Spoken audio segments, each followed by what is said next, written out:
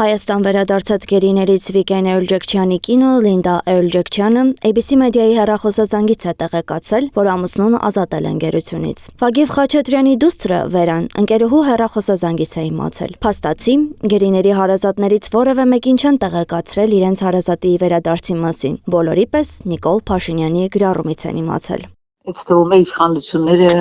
ուզում են ցնցել հասարակությանը, իբրի ինչ են արել, ասենք էլի գերագնահատել իրենց ներդրումը այս հարցում իմ տպավորությամբ դա էր պատճառը, որ չեն տեղեկացրել,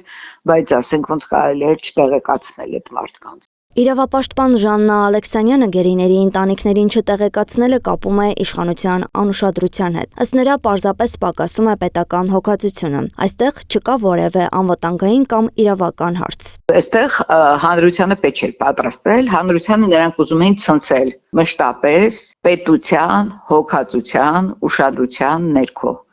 Բոլորինը